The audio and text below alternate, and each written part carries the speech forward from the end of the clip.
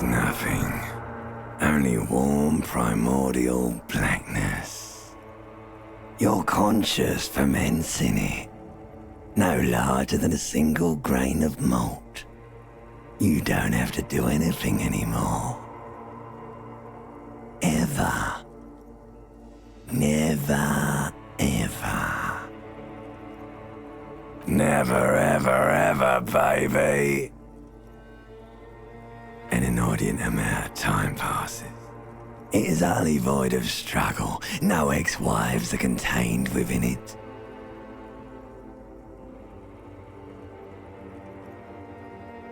An awareness creeps up on you. A mass lies hidden in your dead angle, soaking in some lurid acidic sauce. It's bloated and shameful, a ball of meat surrounding you. This is a terrible line of questioning, and it will only lead to more awareness of the meat thing. Ex-love, ex-tenderness. It is foolish of you to resurface to the loss. Not after all the damage you've suffered to get here. Some of it irreversible. Stay. Sail with me through the abyssopelagic zone.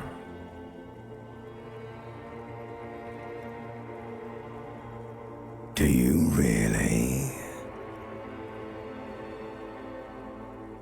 You wouldn't like it if I told you what was back there.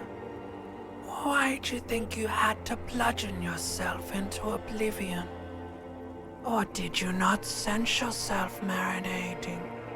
Poured so much on yourself, got a bit carried away, did we, Chef? There's this giant ball there, and evil apes. And the evil apes are juking it out on the ball. You're one of them.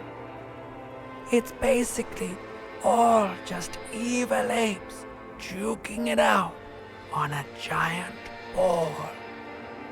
You can't even make out it's a ball when you're joking it out. It's that large.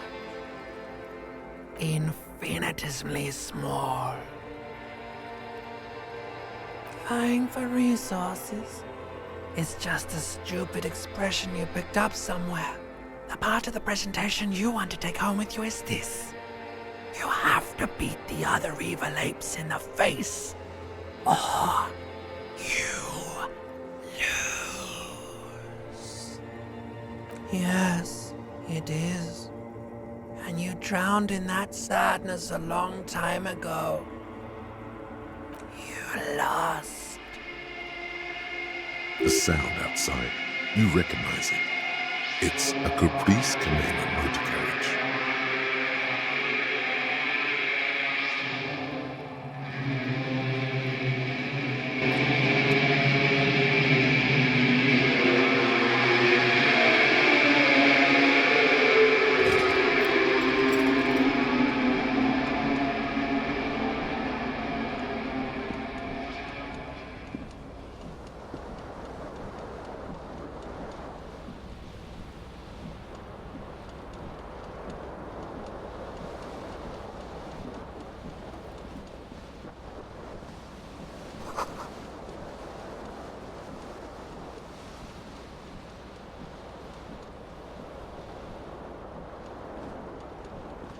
The window stands broken in its frame.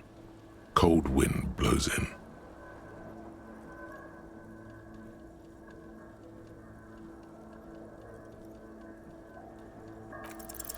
The shards face outward.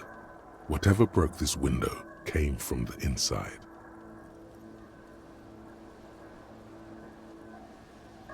A fine web of scarring covers the back of your right hand, but none of it is recent. More likely a projectile than a held object. There are no fragments on the floor from pulling a tool back in after impact. It is too large for a bullet, yet too small for a piece of furniture. You're looking for something heavy and larger than your fist, like the green shoe that's on the hat rack in the corner, which, coincidentally, is missing its friend. Congratulations, you smashed the window with your own shoe. Now you only have one. If you're lucky, you can still find the other on the balcony outside. The door to it should be outside your room. A cool wind gushes in. Your toes curl up from the cold.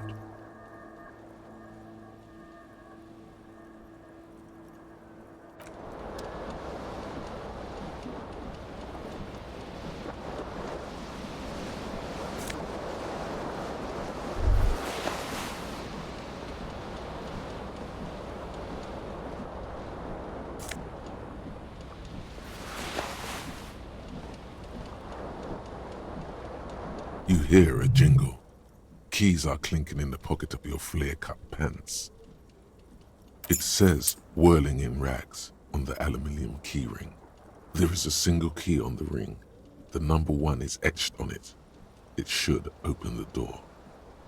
The Whirling in Rags is a hostel cafeteria on the urban coast, frequented by dock workers.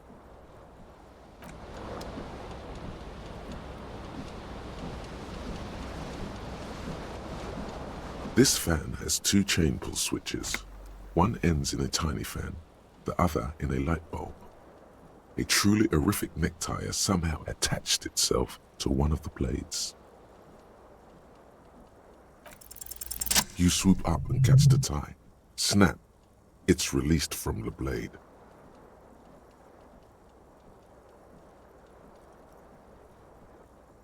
What you have in your hand is a truly hideous necktie with 4 or 5 different patterns. The knot reminds you of a noose. The blades come squeaking to a halt.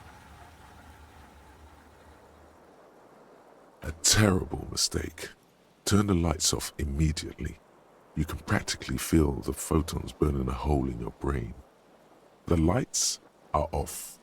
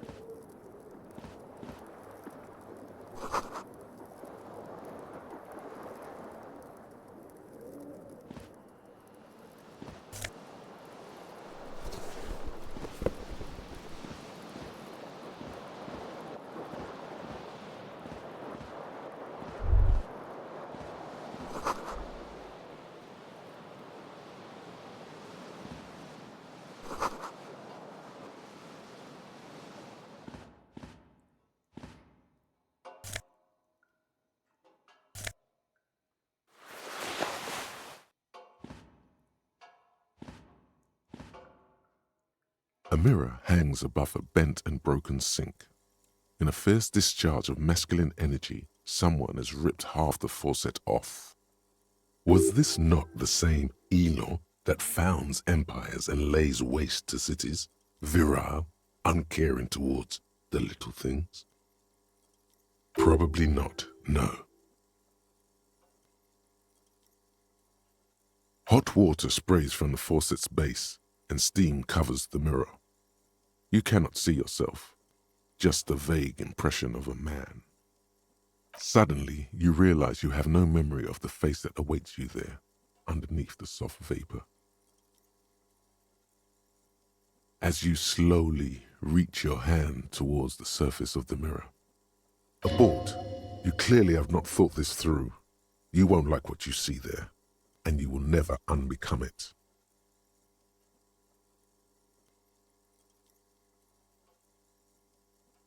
Behold.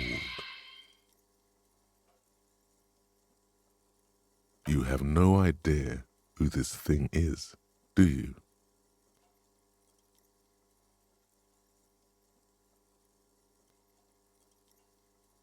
Too late. You clearly have rigor mortis on your face. Or wait, is that an expression? Are you trying to make an expression with that face? Why? Please stop. It's horrible. You're scaring yourself. Oh my God. You can't stop. It's like it's not even voluntary anymore. You have worn that grin into your face and now it won't come off. What does it even mean?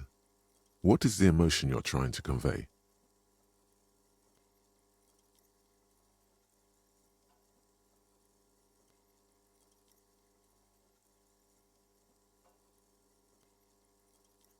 There might have been, 10 years ago. It's little more than a cadaverous spasm now.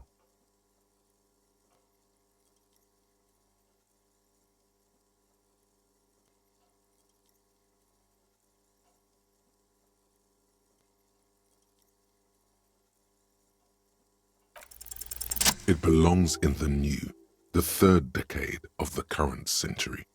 Enough time had passed from the failure of the revolution that, for a fleeting moment, free market economy seemed like the ultimate, uncontested way of life for our species. Things were good. It was smooth sailing. People made gold and champagne-tinted interiors and facades to suit the times, calling this the new style. But more importantly, disco happened. For Revachol, your city, that meant only one thing. Guillaume le Million. If it doesn't rhyme, you're not pronouncing it right. Out of the dazzling swirl of disco music, in an open-air boîte de nuit, somewhere in Revachol West, Guillaume's blonde mane appeared on the screen. He sang some bullshit. Then he made the expression.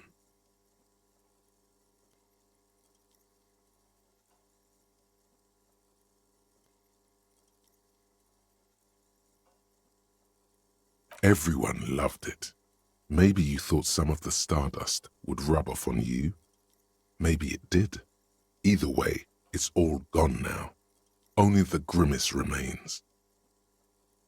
Some 20-odd years. There is a vast ocean of time between right now and the expression.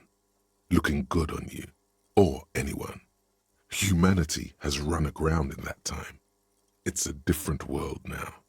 The expression is a relic. The click is used to spur on a horse. It also features heavily in Guillaume le Million's regional mega hit, Don't Worry, Your Pretty Little Head. You have some understanding of the near history of disco. The rest is darkness, aside from the useless fact that the motor carriage outside was a caprice cinema. It doesn't have to be. You can swoon over Guillaume and his champagne-corked smile whenever you want to. Maybe some of the stardust will return.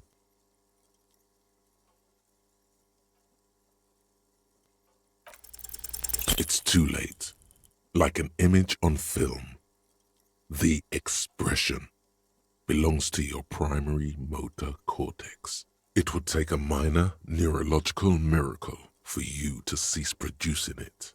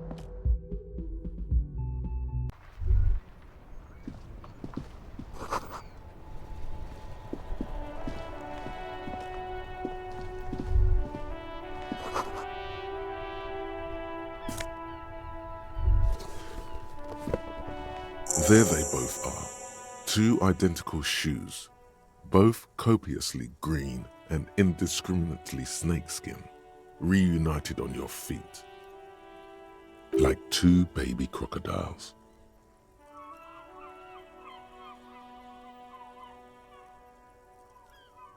Good, they're balanced, comfy. Feels like the only good thing about you right now, truth be told.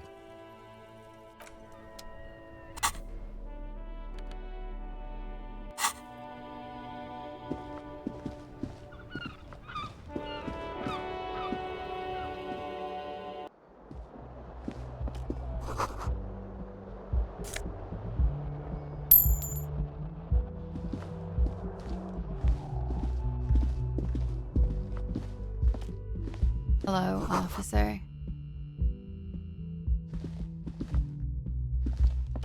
The young woman raises a cigarette to her lips. Her eyes are brown and her face is speckled with birthmarks. She can't be more than 28. A silver jumpsuit falls off her like scale armor, sparkling. This is the sparkle of too many nights out on the city.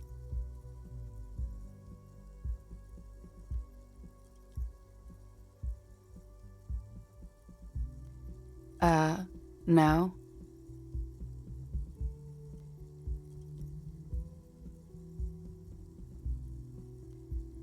The young woman shakes her head slowly. Officer could be an artistic statement, a claim to official renown.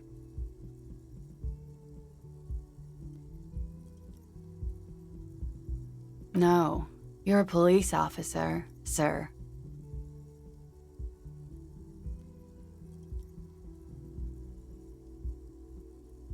I am, yes. Unless you've been feeding us a set of very well-rehearsed lies all this time. You've been here for 3 days, on official police business, no less. Couldn't say. In truth, so far, mostly drinking.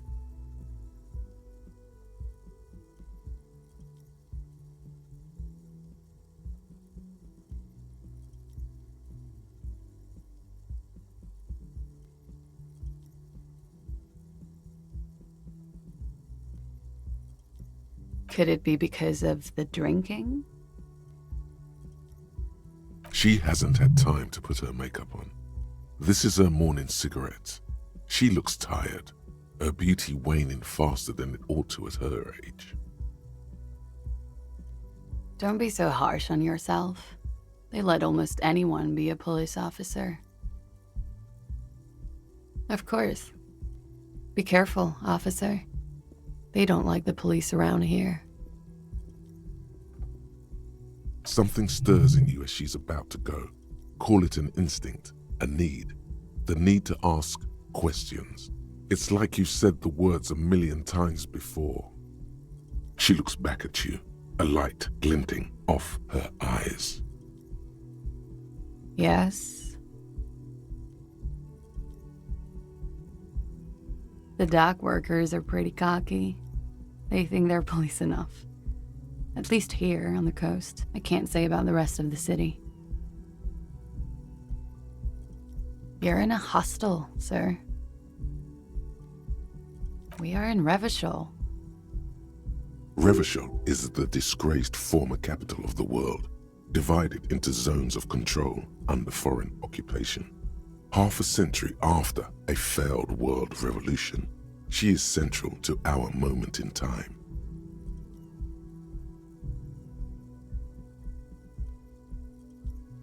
Yeah? It's 51. The current century? Centuries don't have numbers, they have names. And this is the current one. Civilization has existed for 8,000 years, sir. You're right. There is nothing funny about civilization. There was the usual ruckus. Loud disco music. I couldn't say. It's impossible to hear people speaking from over here. Oh, yes.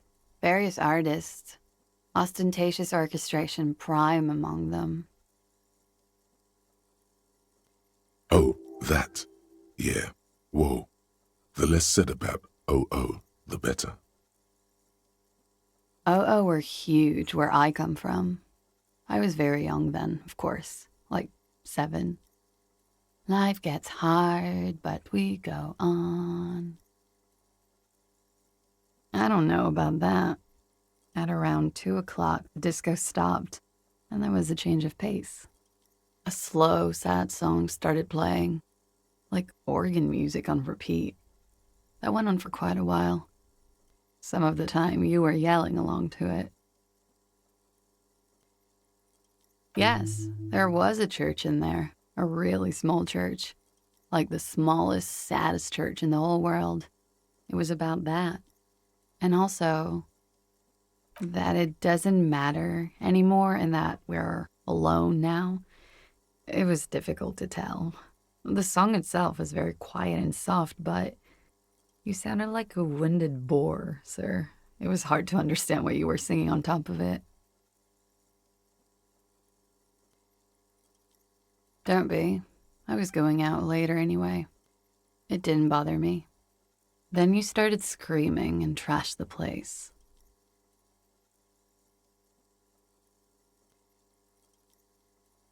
No, it didn't sound like there was a fight. It sounded like someone was trashing their room. A window was smashed. The tape player, probably. The song stopped. And furniture, too. A real destructathon. There was screaming. Then I think you passed out.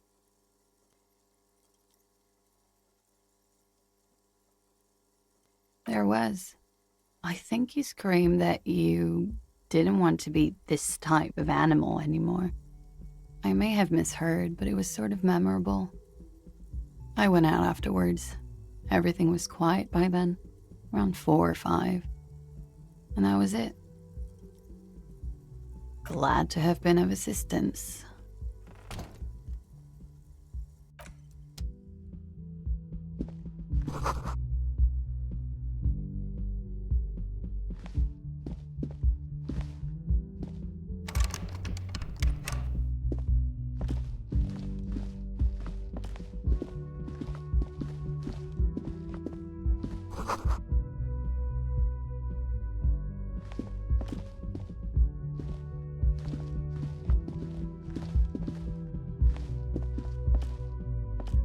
The door is closed. There is no answer. You hear the shower being turned on, somewhere inside. Still no answer. This door can only be opened with a key or from the inside. Still nothing.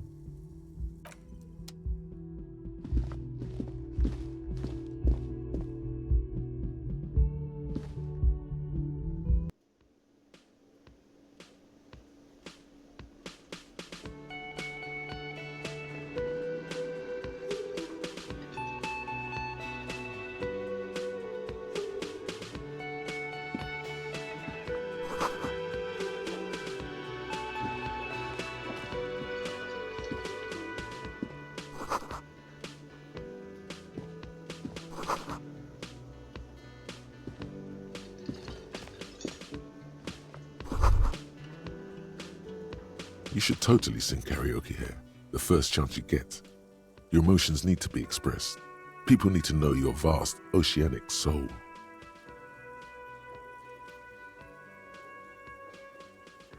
Exactly. It's measured, level-headed, and it needs to be heard through a PA system, by other people.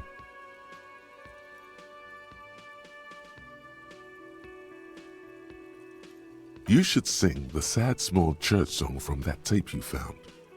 Thought it was obvious. No, don't sing the happy song. It's stupid. Sing the sad song. It's profound. You would need another copy of the tape first, though. The one upstairs is destroyed. Who is mistakenly identified as a cop for his prominent jawline? Yes, sounds likely. You should probably go on stage and pose for a moment when you're done with this thought. See if it works.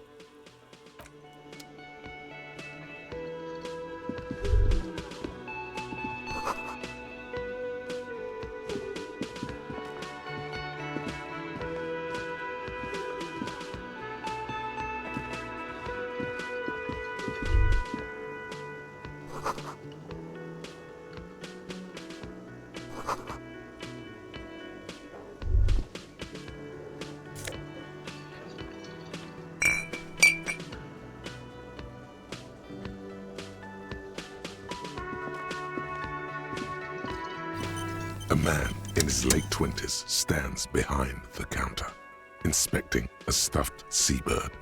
As you approach, he gives you a sideways glance, then looks down again. Everything is cool between you and this guy. He's a big fan. Make some small talk. A competent work of taxidermy. The white and brown seabird lies among piles of coasters and drying mugs. One of its wings broken. The man is trying to mend it. Looks like the bird was ripped off the shield that was used to mount it, most likely on a wall. This is the great skua. The seabird is the symbol for the discovery of the Insulindian Isola, the part of the world you are in right now. The small steel tag says as much. The great skua. Stegosaurus skua.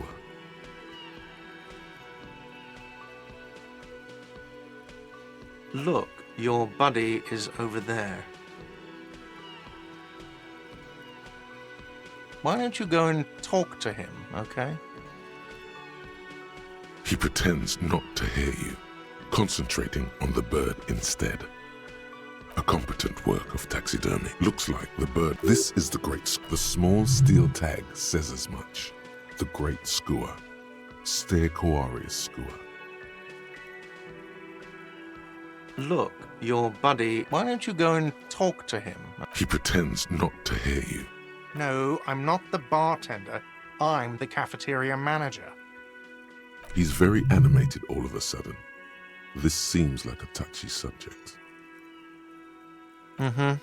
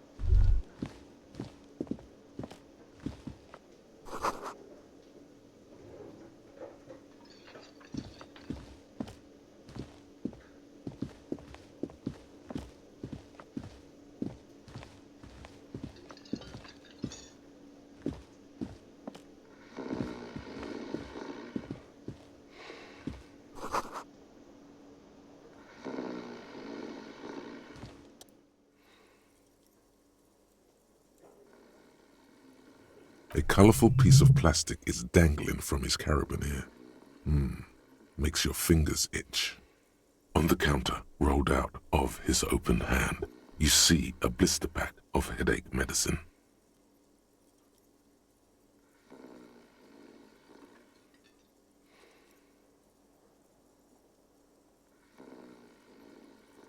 It's a dock worker's ID, doubling as a shift card and a job permit. A young, able-bodied man stares back at you from the photo. Santiago S. John.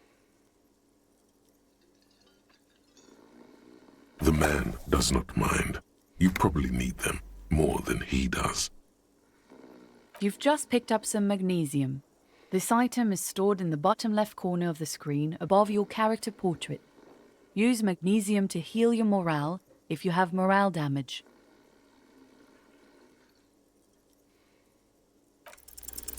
You fumble with the spring-loaded gate of the carabiner, but to no avail. The dangling items refuse to come loose, like fucking sleigh bells. What are you doing? You're gonna get caught. Stop finger-fucking him, officer! I'm responsible for these oafs and their stuff. Even Sleepy there.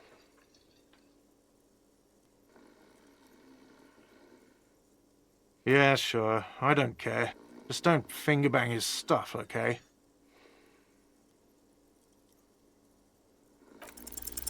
There is only one way to wake this bone idol from his slumber. Roar like a hurricane. Rip the buildings from the earth. Why the yelling, man? Looks like a Sow descendant. A lot of Sow dock workers around.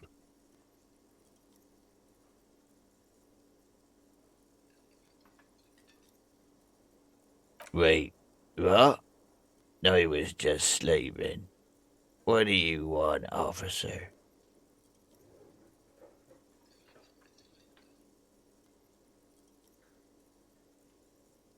That's the name of my employer. I work in logistics. How's it going? Haven't you noticed what's going on outside? Good. Then you understand the gist of it. We would all be better off without the employers and their employment. For one, I could get some goddamn shut-eye. Right to sleep, I say. Indeed. Help yourself to some. Wait. No. Oh, it's empty. Sorry about that, pal. Thank God, no.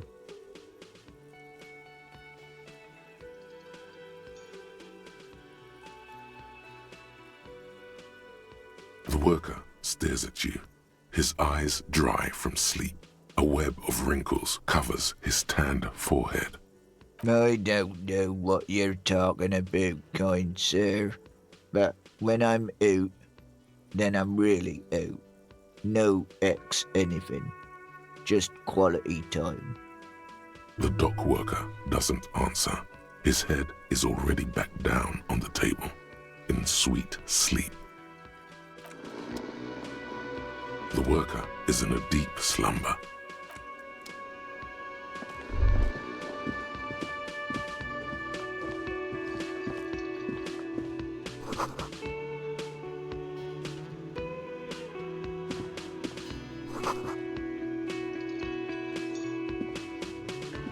Hello, sweetie. You shouldn't keep your colleague waiting.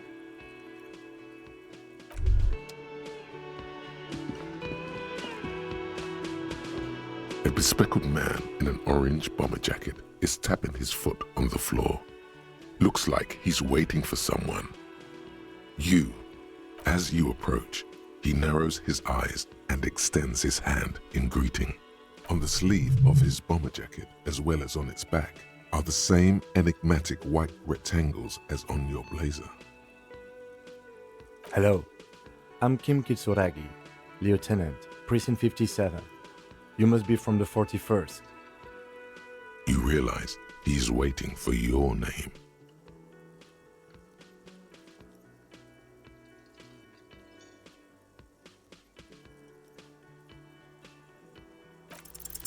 Concentration makes you squint your eyes. Your name should be deep gold and orange, like a forest fire looming on the horizon, but mixed with the stench of liquor rising from your breath. You're 2 steps closer to it, but there are still many to go. Very well, officer. It looks like we had a little scheduling error on Sunday.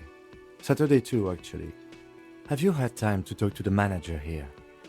What he means is, he has been trying to meet up with you for 2 days, but you have been otherwise occupied.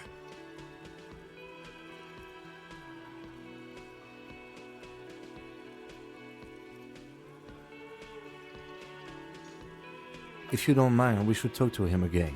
Ask him for a rundown of the area. Now that I'm here as well. I understand the scene is out back, right?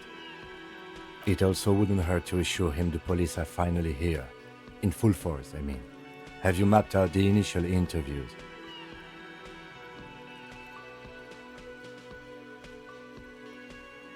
At the 57th, we like to prepare an initial list of persons of interest, and then just skim the surface. Prepare the field, get to know the players. You don't do that? Maybe it's not an inter-district practice. Okay, we'll have time for that after we take a look at the coroner's case. Have you removed the dead body from the tree?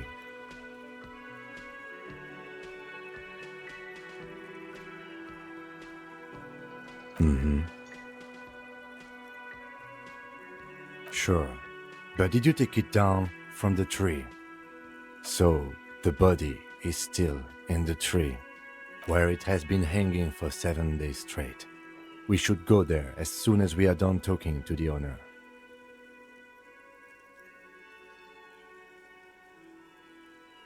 I can see you drank last night and the night before, and that you are still drunk now. But I have seen officers go through worse. Much worse. If you need something for your headache, there is a general store nearby. But as I said, the dead body should be our #1 concern. After you, officer. If you're about to embark on an investigation, shouldn't you have a badge? You mean you don't have a badge?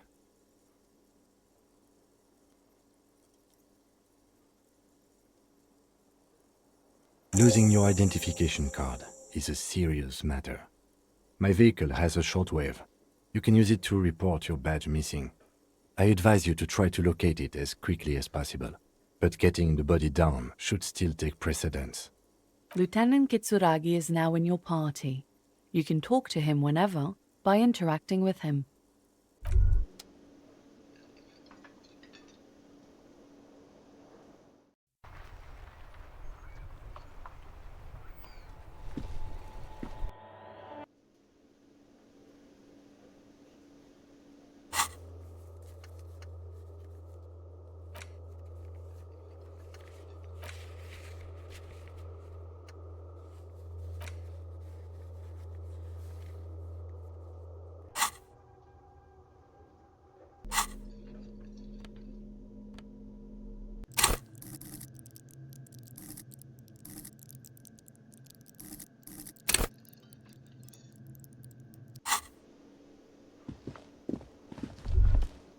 The theme on that pinball machine is a standard royalist theme, used on everything from pinball cabinets to full-flavor cigarettes.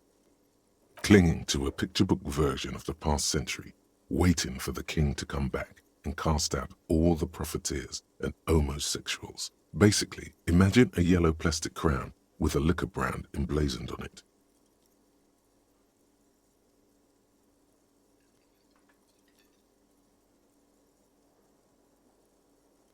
The contemporary period stands still. The fated carousel of progress that doomed the royalists is itself winding down. Our time is decelerating into what no one knows. Hello, sweetie. Wait, who's Sweetie? Why, you are, officer. And have you found anyone to be sweet to?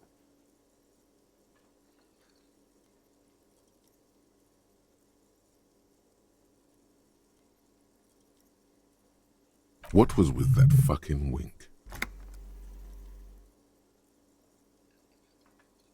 I see you are still grieving. Well, I won't pry. You must forgive me. I'm getting so scatterbrained. I completely forgot to introduce myself. I'm Lena.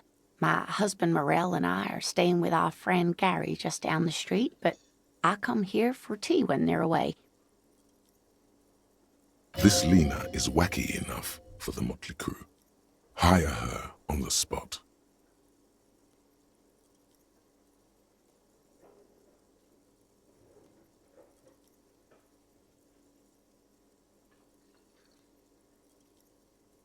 Whatever do you mean?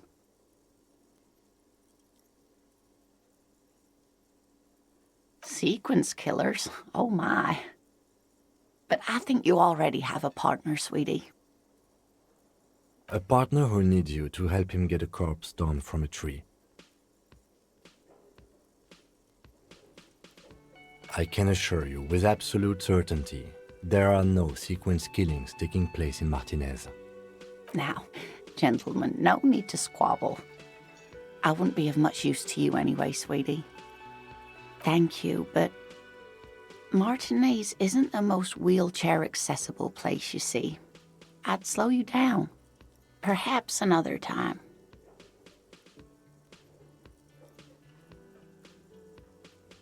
Yes, dear. I'm a paraplegic. A paraplegic is someone with limited or no ability to use the lower half of their body. Paraplegia is caused by spinal cord injuries like falling from a great height or a grenade explosion. No, dear. I'm not quite that old, although I was injured in the line of duty. Nothing so glamorous, dear. Though when I was young, I dreamt of planting the Revacholian flag on some figurative peak. I was a training and development manager at a rapidly expanding mail-order shoe company. You'd think it would be a safe job, but I had to be everywhere, and, well, once I happened to be under some faulty scaffolding. I was lucky. This was almost 20 years ago, and I was compensated exceptionally well. One can only dream of such payoffs nowadays. That's quite all right. I'm used to people asking questions. I know they're thinking about it anyway. Of course, dear. Good luck with your case. Yes? What do you want to know?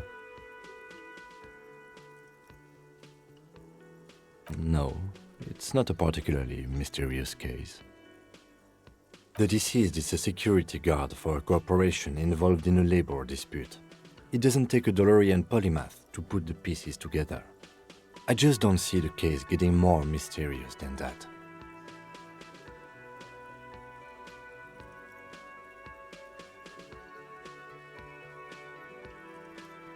There was some interest in this case at my station, but not for the reasons you have in mind. You seem to wish there was a...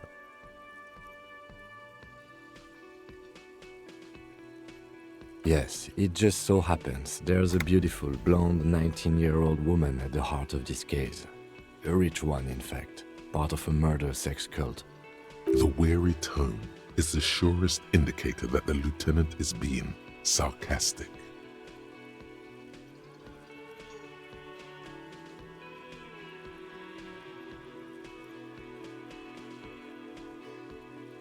Extremely. It can still be an otherworldly sex mystery in your head, with a dark twist even. He's basically challenging you to sex it up with some lurid twist. Don't get right into it. Sit on it a bit, then hit him with it.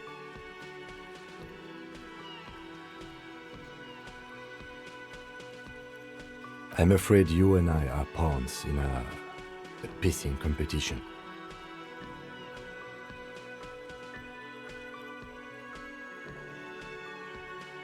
You don't know? I assumed you were in on it. Better still than an imbecile cop-off. It's just stupidity. We shouldn't waste any more time on it. If you want my take, ask me after we've inspected the victim. Later. Was there anything else you wanted to know about the case? Maybe you can tell me what you do know to help me narrow it down a bit. Do you want me to brief you? 3 days ago, the RCM Emergencies Desk received a report about a security guard who was found hanged in Martinez. An anonymous caller said there was a dead body behind the Whirling in Rags hostel cafeteria. The cadaver had been there for 4 days. No one had come to investigate. During that time, the victim had been stripped of his belongings. The caller did not identify him, but used the word lynching. There is an ongoing labor dispute between the local dock workers and the logistics company Wild Pines. I was told we should approach the death as part of this dispute. To find him or her is one of our tasks here. For now, all we know is that the tone was muffled using a device of some sort. The desk could identify neither the caller's age nor sex. There's a strong prejudice against involving the RCM in what's seen as union matters. The dock workers' union is the de facto police in Martinez. Now it appears they've started executing too. We cannot allow that. That's us, the Revachol Citizens Militia. We're the police in this city. The RCM, or the Revachol Citizens Militia, is the police force you and him are part of. A self-organized peace corps of the occupied city of Revachol. The RCM operates within a legal twilight, yet its authority is rarely questioned. It's super useful to know this.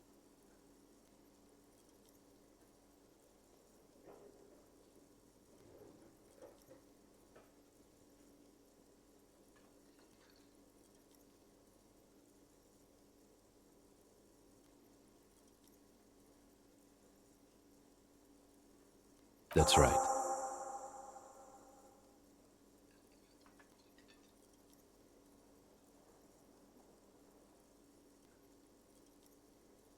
You mean like a brief? Do you want me to... 3 days ago, during that time, the victim had been stripped of a security guard or worker of some sort, hired by Wild Pines. This was just hearsay from Martinez, of course. We need to find out the truth. To find him or her, there's a strong prejudice against involving the RCM in what's seen as... Just to be clear, we are police officers. It's our job to find the killer. That's the case. Uncover and arrest the killer. Good.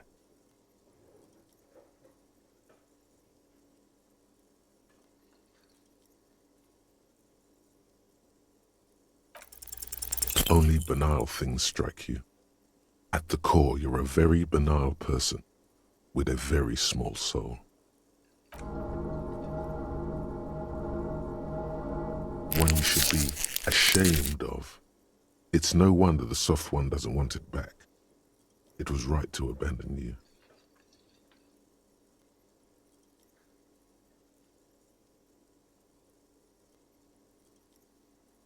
No response. He's having trouble processing it, believing it even.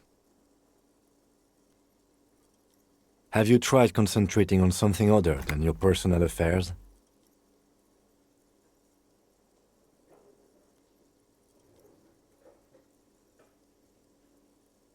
Fine. We should get through this day first. Off hours begin at 9 p.m. If you're still having trouble then, I can give you an orientation. Not a fan. It's just the nature of lieutenancy. The RCM deploys a self-styled structure called the décomptage as its chain of command. Every lieutenant is responsible for 2 sergeants and 8 officers. That means the average lieutenant has to deal with quite a few personal affairs. Even you know this. Try work, the case at hand. It can work miracles. Really? You look fine to me. This psychodrama is unbecoming of an officer. Clearly, he prefers to think you're malingering. He cannot fathom that anyone could drink so much as to retroactively erase their entire life. Then you should consider seeking medical attention. You can use the radio in my kinema to call your station's Lazareth. Was there anything else you wanted? Me? I don't see how my life is pertinent to the investigation.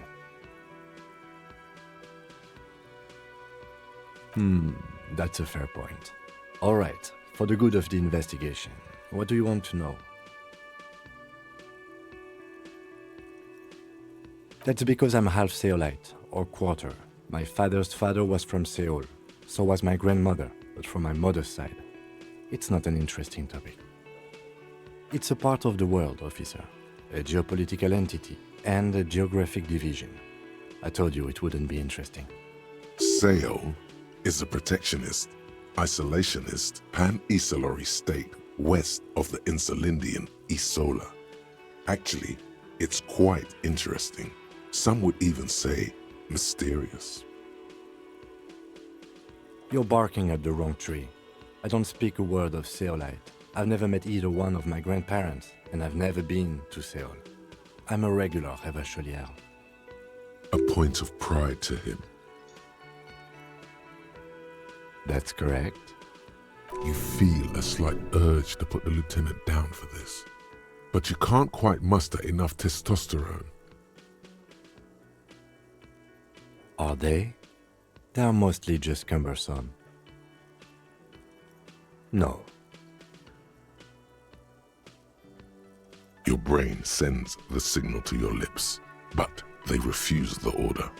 Something is paralyzing them. You're pretty sure it has something to do with the lieutenant's eyebrow. It's like you're locked down. Something the matter, detective? What's going on? It's like you're a puppet in his hands.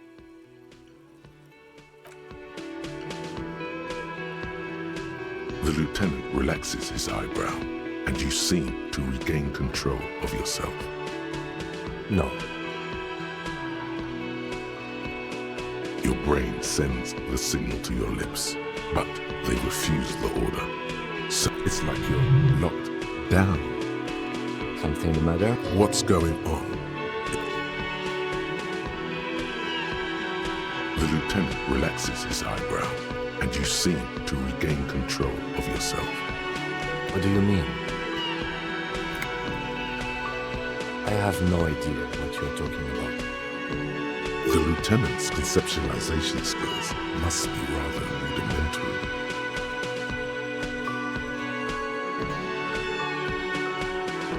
What? Think? I do most of my work inside my notebook. The lieutenant produces his small blue notebook and idly thumbs through a few pages. We all have our different mediums. His is written. Good. Let's change the subject. Excuse me? Detective, if I may be frank, you seem to be in a deranged state. You have trouble remembering things. You've misplaced your badge. I cannot let you act in the name of the RCM without supervision until you've regained control of your faculties. That's good. Some you time? This is a police investigation, not a journey of self-discovery. You'll still have your evenings to yourself. Please do. We wouldn't want your regiment to spill over into the investigation.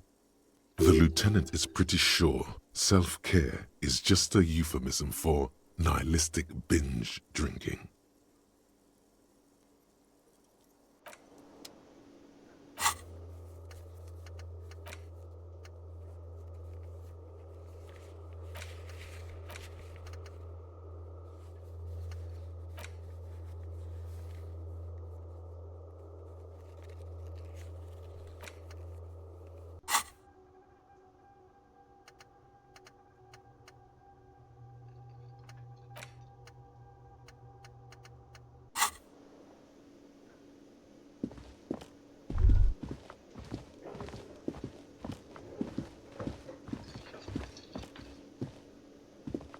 The man with the unimpressive beard notices you approaching. He drops the ledger he was holding and turns to the lieutenant. Mr. Gart, right? You run this place. Yes. I am Kim Kitsuragi from Precinct 57. This is an inter-district investigation, so joining me from Precinct 41...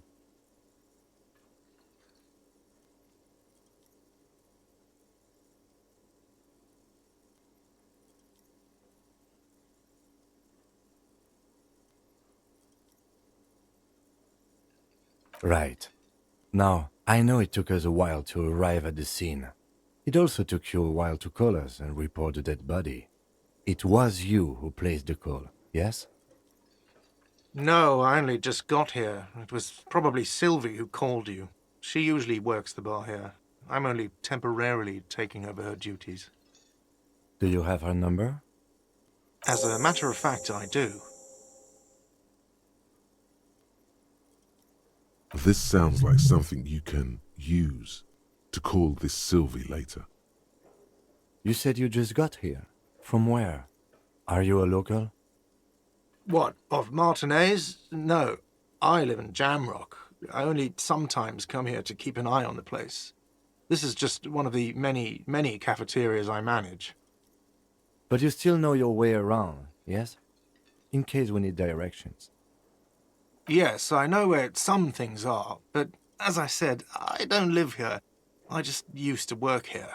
And I'm not going to start working here again, if that's what you think. I didn't imply that.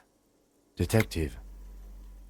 He probably means this is where you step in and ask your questions. His face expresses profound doubt in your having this.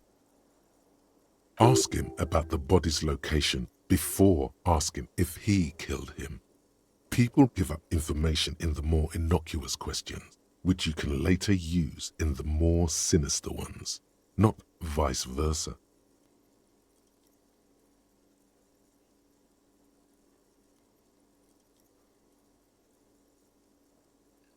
Behind this building, there's a courtyard.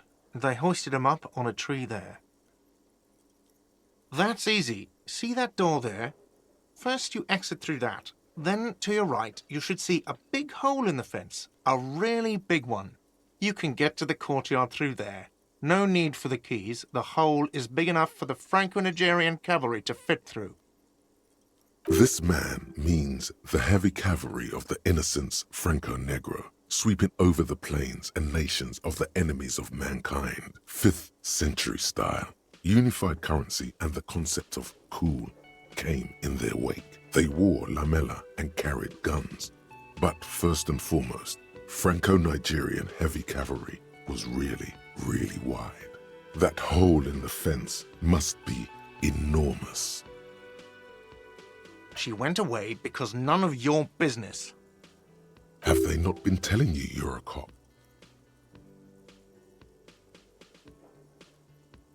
Okay, you got me. She went away because of the dead body out back. And because I asked for her number. That's why Sylvie went away. I hope you appreciate that. Thank you.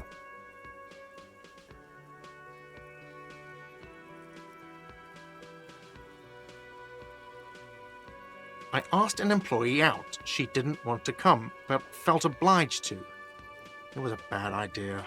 Now, what is so goddamn fascinating about that for you? It's got nothing to do with the lynching.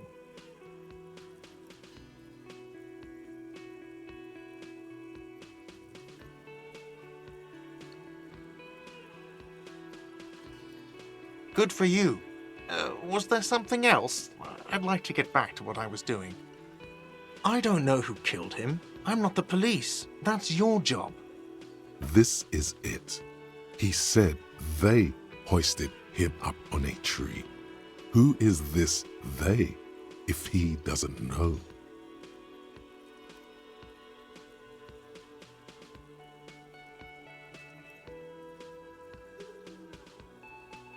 Oh, people are saying it was the union dock workers, that it was a lynching. The locals, the customers, the people who eat here, a lot of dock workers eat here. Sylvie told me everyone knows the dock workers did it.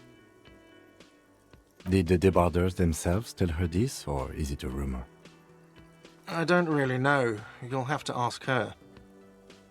I would suppose it's because they have nothing better to do. You mean the strike? Yes, the strike. The man they hanged was a security guard for the harbour company, I hear. A mercenary. The unionistas probably thought they'd send a message. What are you, crazy? Of course I didn't kill him! The lieutenant turns the page in the little notebook he's been scribbling in. Let's go. Not so fast. You owe me 130 real.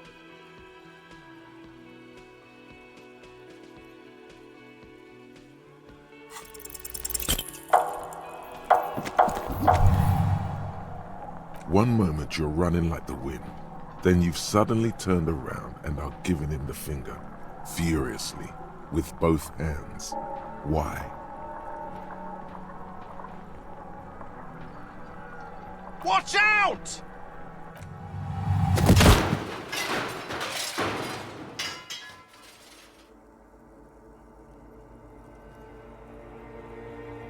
Everything goes dark. Back so soon. It was no accident. Those were disco moves from your spinal cord. The spinal cord has yet to reveal itself to you. Its mysteries are unholy mysteries.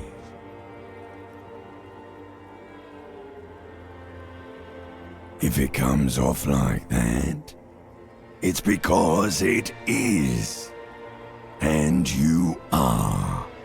How's it going out there?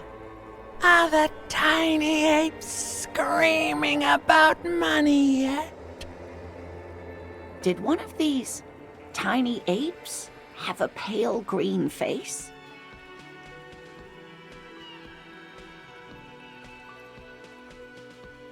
It's a joke, sweetie. I didn't actually think you saw the kind green ape of South Safra in a hostel in Martinez. That would be ridiculous. Are you okay? No, you have sustained a trauma to your lower neck. In addition, you have strained your left trapezius muscle. Pain surges down your back when you move. The chair took the brunt of it. Don't worry. Are you sure, ma'am? Yes. Check on him. Sir, I didn't mean for this to happen. I'm sorry. This has always been a cop-friendly place. The drinks are on the house, okay? There were a lot of drinks on the tab.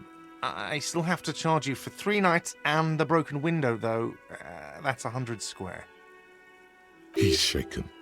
Barter now and he'll cave in.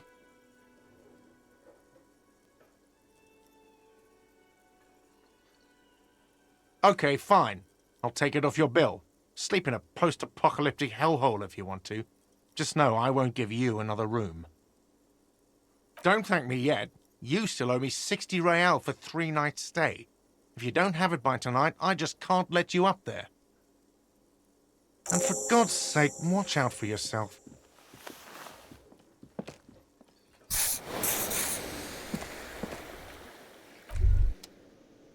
By the way, where is home?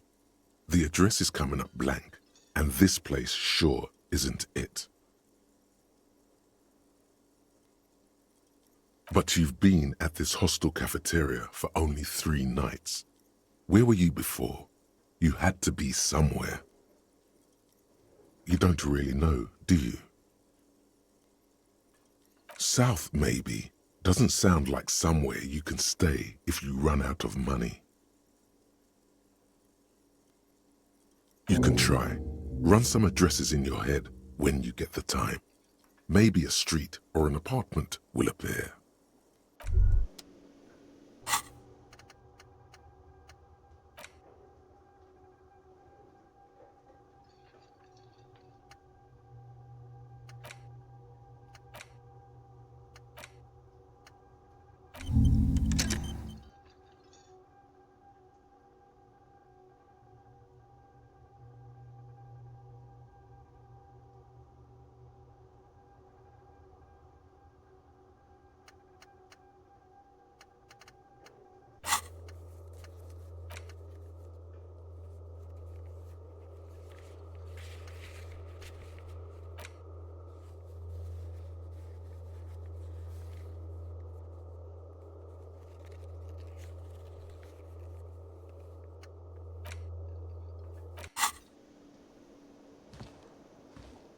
Hello again, sweetie.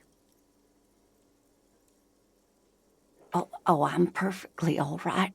I'm more worried about you. What was that?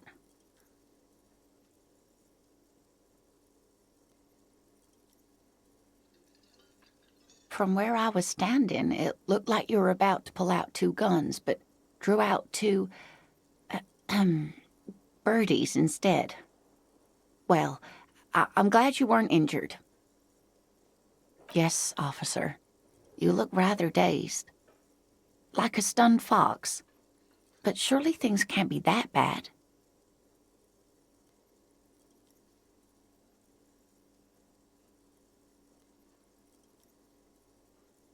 Oh my. You know where we are, right?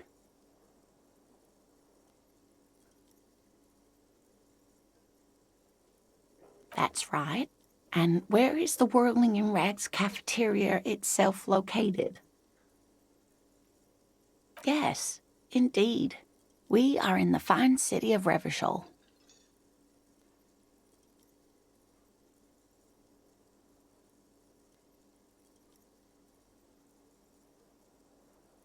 The new disco dancing. It seems like a lifetime ago. Much has changed, but it is still the most beautiful city in the world. A rare jewel set in the sand between the pines. Everyone says so, even foreigners. Speaking of history, you know what year it is, yes? That's right, dear. How splendid. Here, take this pen. Knowledge should always be rewarded. Her relief is palpable. She was getting pretty worried about you there, but now she relaxes her shoulders. I can tell that this is taxing for you, so I'll just ask one more question. What regime are we living under? What mode of government?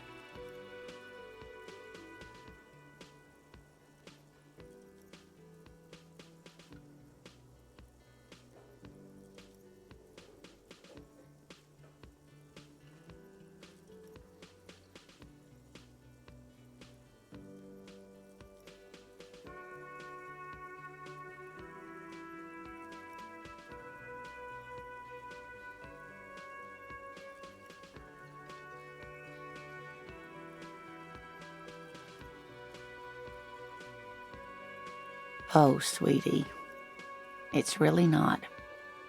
There used to be people who thought that way. Other people who wanted those things, but they all went extinct. Revachol is a zone of control led by an alliance of foreign powers called the Coalition. We have almost no government of our own, and certainly no dictatorship of the proletariat. But they still have cops. Oh dear. And you were doing so well. There aren't any cops in Revachol, not in the traditional sense. The status of law enforcement has been a complicated matter since the revolution. But we should stop for today, sweetie. You look like you need a break. Besides, I'm not the best person to explain the big things to anyone. She's scared now. She's realized you really are brain damaged.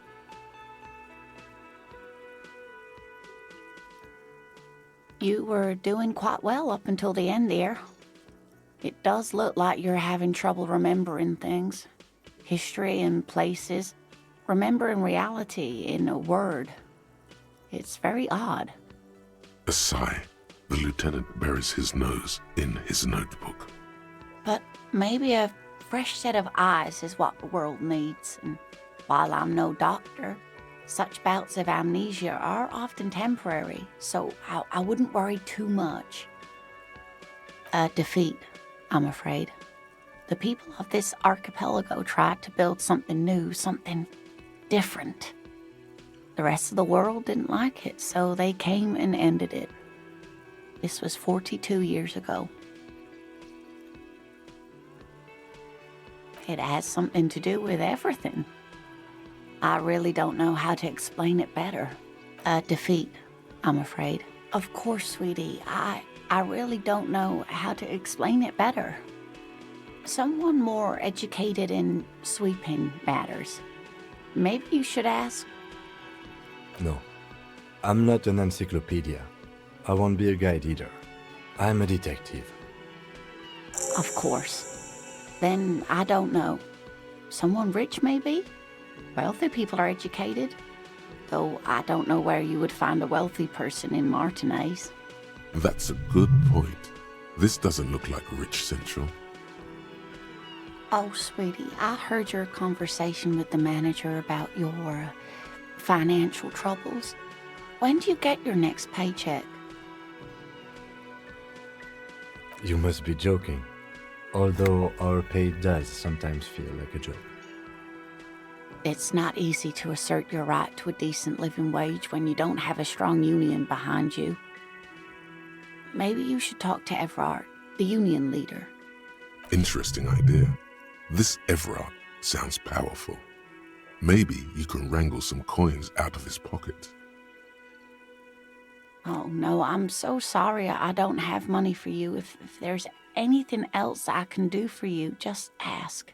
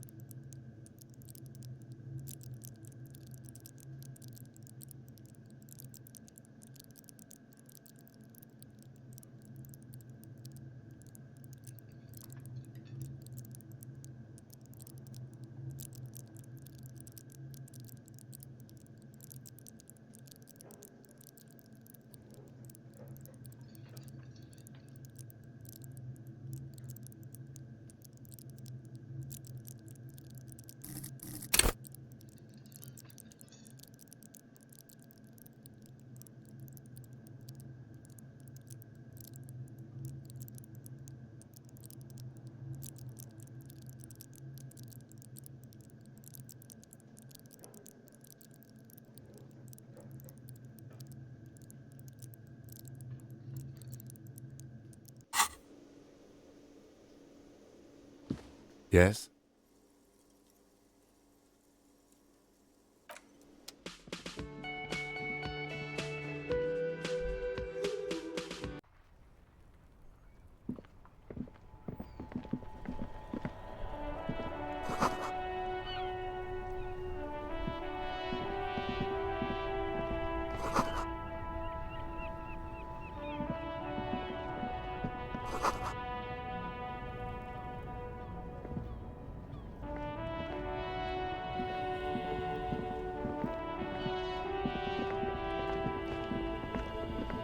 Before you stands a motor carriage.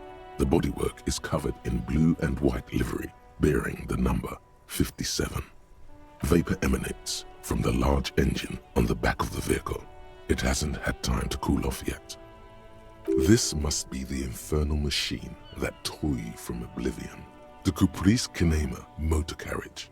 In the cabin, you are welcomed by a set of steering levers, a radio microphone on a hook, a pull-out toolbox under the seat, and the soft glow of the fuel preheater gauge. A scent of leatherwork and heavy fuel oils washes over you. The frequency tableau lights up, and a green button labeled Prime Line glows like a feline eye. And then you hear something. The soft purr of electrical kittens, radio waves cast far and wide over the metropolis. A woman's voice greets you through the static. This is Precinct 57. Hello, Lieutenant. How may I assist you? Hello, Alice. Please assist our colleague from the 41st Precinct here. I'm putting him on. Operating the radio is easy. Just be confident. You've probably done it 1,000 times.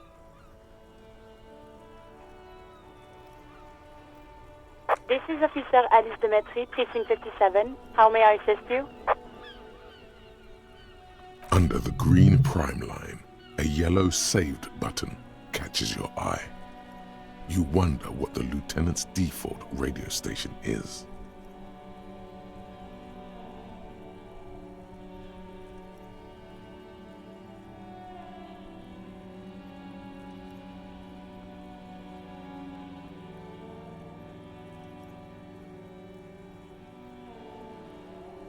As always, it's DJ Mesh and Felicio, and you're listening to Street Freaks FM, bringing you the hottest, the nastiest, the most vulgar. A flock of seagulls takes off nearby, startled by the roaring radio. Right away, the lieutenant reaches into the cabin and turns off the radio. He's not looking at you as he says, Someone must have been messing with the radio, or maybe it picked up a random frequency. You wanted the Prime Line, right?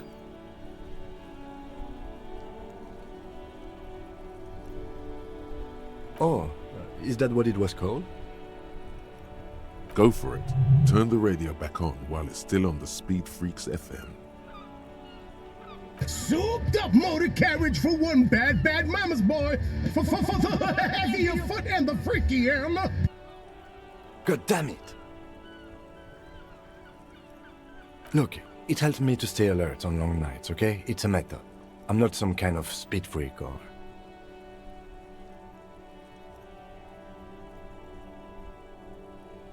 You would be too if you had this motor carriage.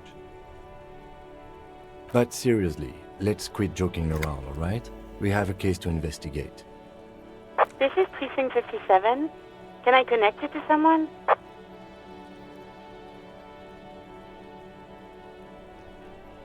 Just a second, officer. 10-2, 10-5. This is 41st. Come in. Over. The man uses relay code. You've got this. You're a cop, and cops know relay code. 10-4, message received. 10-5, relay message. What's your status? Over. 10-18, state your message, sir.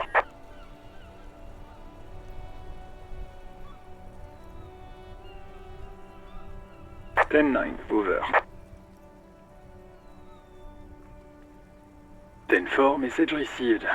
This is a very serious situation. I need to 10-22 the captain. Over. Is it him? What does he want? Says he lost his badge and needs to report it. He what? He lost his badge? This is Communication Officer Jules Pidieux, sir. Over. You mean your partner? Over. What is he saying? He's asking who you are. I'm his goddamn partner.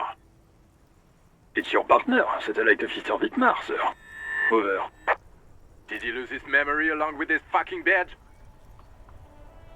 Who lost his badge? Dick fucking Mullen. Who do you think?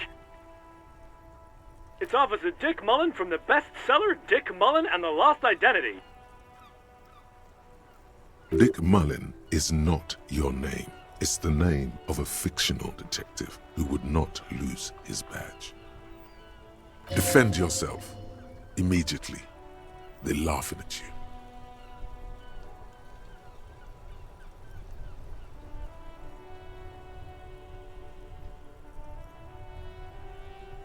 He's asking you to stop, says this is serious. Of course it's serious. He lost his fucking badge. Satellite Officer Vitmar concurs, losing your badge is serious. Over. He says this has probably happened to other policemen before him and laughs sarcastically. Oh god damn it. Is he fucking kidding? The whole station's gonna be dicked for this. Satellite Officer Vitmar is wondering if you might be joking and adds that this tarnishes the reputation of the entire station. Over. Mullen dicked us. 10-4, I hear you, officer. I'm just going to make a note here that you are in pursuit of your misplaced badge. Over. Fuck me. Mac, come here. You've got to hear this. Dick Mullen lost his badge. What's going on? Super Cop here lost his badge. He lost his what now? His badge. He lost his goddamn fucking badge. He asks you to please stop saying he lost his badge. Why? Did he find it? Sergeant Orson was wondering if you found your badge yet. Over. You don't have a comeback. Sorry. It's hard to think like this.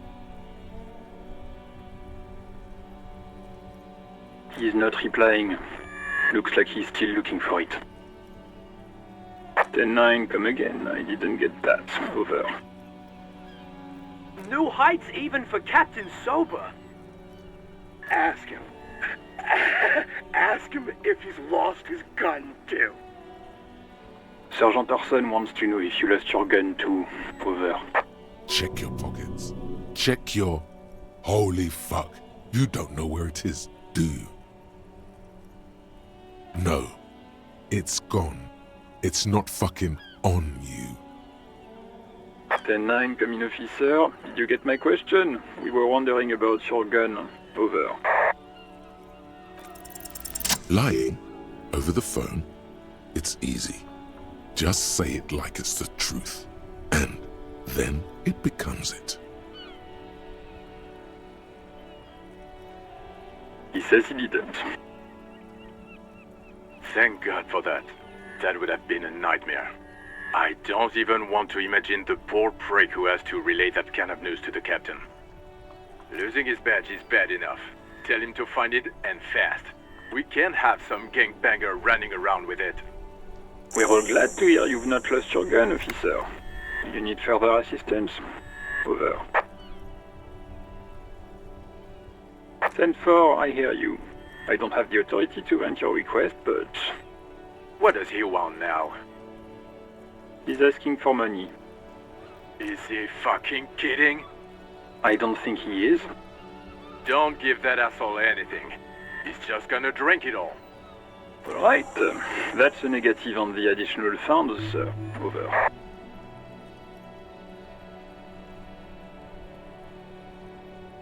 He says it's important to the case.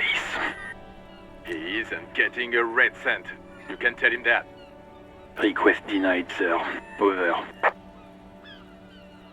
He says he's in trouble. Doesn't have a place to sleep. Well, I guess he'd better crack the case before sundown then. Vigmar said...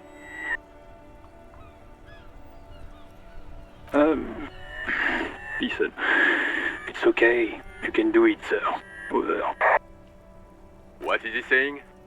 Did you want anything else, sir? Many of your colleagues are also here. Over. He's trying to keep you from further embarrassing yourself in front of your colleagues. Letters address them now, sir. Over.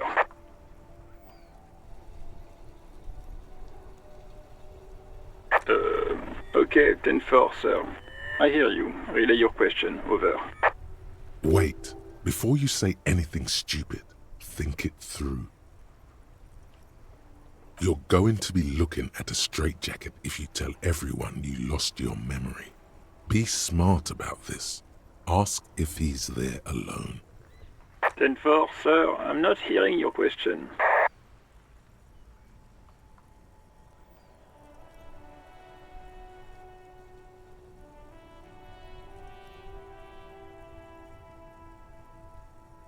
That's a negative, sir. I got a 10-12. Visitors present here. Over. What? What is it? He's still on the line? He wants to verify the information on his badge. But of course, it says Dick Mullen, High General of the Revacholian Cavalry Force. Tell him to stop wasting time. What do you need, sir? Over.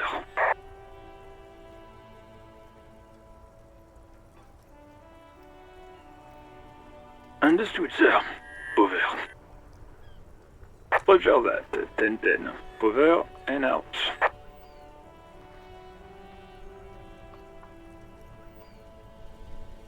The white suede feels luxurious under the touch, and the metal clutch handle so very familiar in your palm.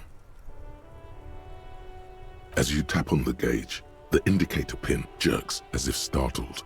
It's in the large orange sector, indicating the engine is warm. Next to the gauge is a red switch labeled heat. There's no use pressing the heat button. It won't start without the ignition key. Translation: we're not going anywhere right now.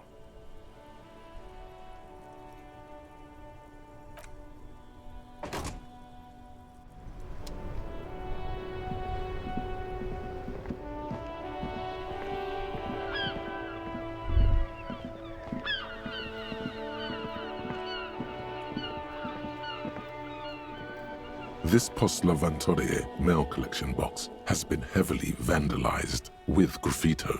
A closer inspection reveals 2 bullet holes in the front. A faint sticker on the side reads, RCM Emergencies Desk number 8102, with a slogan, Mankind, be vigilant.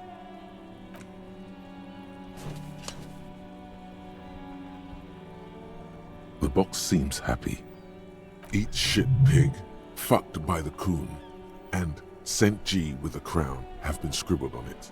Jenny is a whore, and best set mailbox also.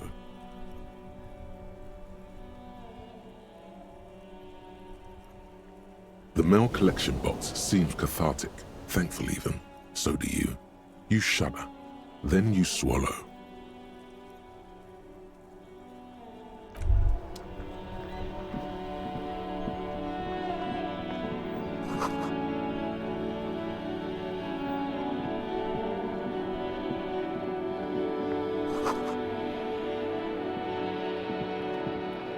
Old call box with a matrix of push buttons lists all the companies in the East Delta Commerce Center.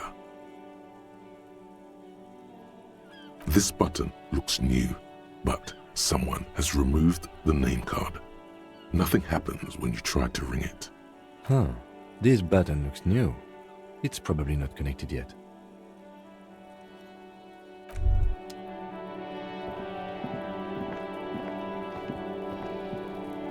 You see a set of tire tracks in the brown slush that covers the plaza mosaic.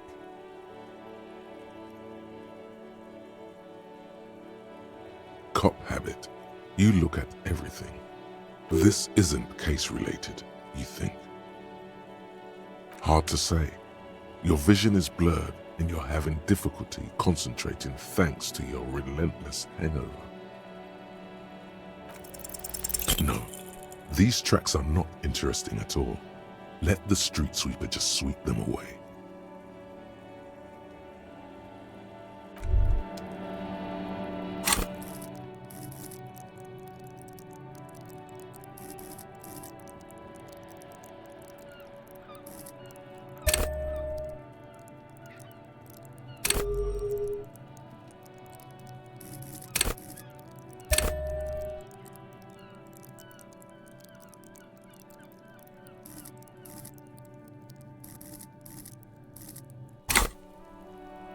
You see a set of tire tracks in the brown slush that covers the plaza mosaic.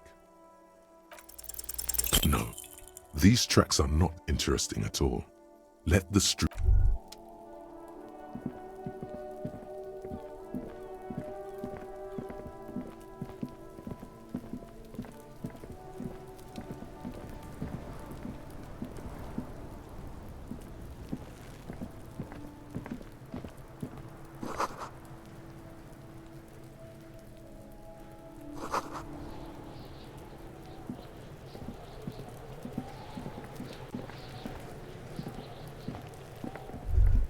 Kuno's got this! If there ever was such a thing as an ugly kid, then this is it. He's almost exquisite in his ugliness, like a gremlin. Oh yeah, nappa gumpy, Kuno! Right in the dick, Kuno! Get him right in the dick! Love it in the dick. The boy is sweating profusely. His eyes are like two black holes and his jaw is twitching as if trying to break free from the empire of his body. The kid is obviously high. Fuck that! Kuno, yeah! Right in the mouthhole! Shits himself? The rake, Kuno! You should throw the rake at him, Kuno! The fuck? Does Kuno know what a rake is? Kuno's not a gardener. We shouldn't do anything. I don't tempt such forces. You will see. The language these kids are using, pure unfettered id. There will be no reasoning with those creatures.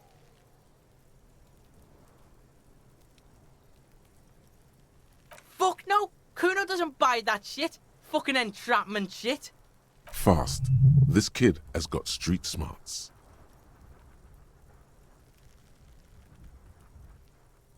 Alright, entertain the Kuno. Show me what you got. What you got there? What you got, huh? Show me what you got. The kid moves his hands like a basketball player dribbling fast. Shitload pig. What's your question? Don't tell the pig shit, Kuno! This is where you quickly ask him questions. Real cop questions. Like a cop. Kuno's fuck gimp. Kuno uses the fuck gimp for target practice. He's trying to hide the fact that he doesn't know. Kuno knows all kinds of shit. Kuno's not a snitch. That's all. Trying to make the Kuno sing into the popo phone. Probably climbed. Kuno was busy down the road when that shit went down. You heard Kuno. Kuno wasn't even in Martinez. Kuno wasn't in Revachol. Kuno wasn't regional. I don't know. Some fucking... Mesk or I don't know. Some other place. Night City.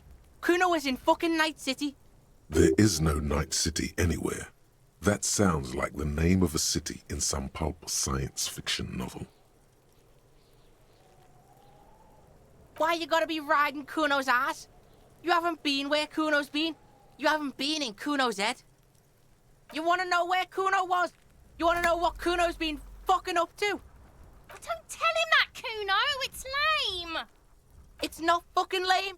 Kuno's building Kuno's City. Night City. Rage City. The City of Rage. That's it. And it's not lame. Lame! That's the name of Kuno's City, bitch. Get the fuck off Kuno's back. This shit ain't about that. It's impossible to deduce what it is about, at least for the moment. If it's important, it'll come up later. Focus on the case.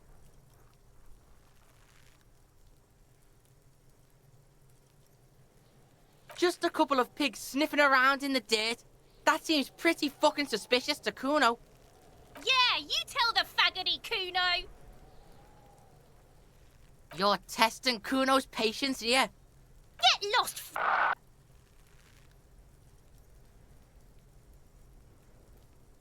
Kuno's Kuno, pig? It's always Kuno, never I. Clearly, the kid's using the third-person perspective as a shield.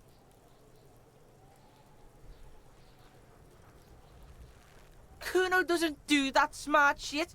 Don't throw that bullshit at Kuno. Kuno knows you're lying. Trying to get Kuno hooked on the book. Watch out, Kuno! He's trying to fiddle you! He's gonna put his hands on you! Help! Pig's got Kuno! Help! Rape! Help! He's got the Kuno, help! Everyone can hear. You need to get the hell out of here before. Yeah? Get out of here before the Kuno beats the shit out of you. Yeah, that's right. Drag your fat ass out of here, fat boy, before Kuno fucks you. Despair creeps into you, getting fat on your weakness. Whatever noble intentions you once had as a police officer, it's eating them all up now. You're still coming up with sentences. That's a step up from total annihilation, right?